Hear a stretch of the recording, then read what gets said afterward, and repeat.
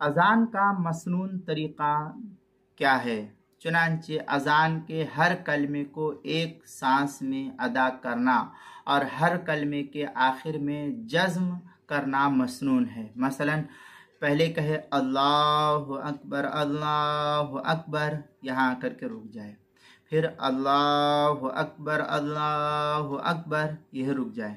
اشہد ان لا الہ الا اللہ، یہاں رک جائے، الا اللہ ہی نہیں کہنا ہے، بس آخر میں جزم سکون دے دینا، الا اللہ، پھر اشہد ان لا الہ الا اللہ، اشہد ان محمد رسول اللہ، اشہد ان محمد رسول اللہ، حی علی الصلاح، یہاں یہ نہیں کہیں گے حی علی الصلاۃ، یہ نہیں کہیں گے، کیونکہ حی علی الصلاح کہہ کر کے سانس توڑ دیں گے، حی علی الصلاح، حی علی الصلاح، پھر حی علی الفلاح، حی علی الفلاح۔ اب اگر فجر کی نماز ہے تو اس میں یہ جملہ بڑھا دیا جائے گا، الصلاۃ خیر من النوم، الصلاۃ خیر من النوم۔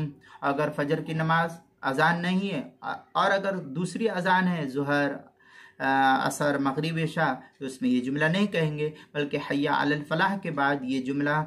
کا اضافہ نہیں کرتے ہوئے فوراً کہیں گے اللہ اکبر لا الہ الا اللہ، یہ جملہ کہہ کر کے اذان کو ختم کر دیں گے۔ چنانچہ یہ تفصیل مراقِ الفلاح کے صفحہ 195، حلبی کبیری اس کی صفحہ 376، در مختار جو زکریا بک ڈپو دیوبند کا ہندی نسخہ ہے اس کی دوسری جلد صفحہ 51 پر ہے، وَيَسْكُنُ كَلِمَاتُ الْأَذَانِ وَالْإِقَامَةِ فِي أَذَانِ حَقِيقَةٍ، اس طریقے کی عبارت نقل کی ہے۔ کتاب المسائل اس کی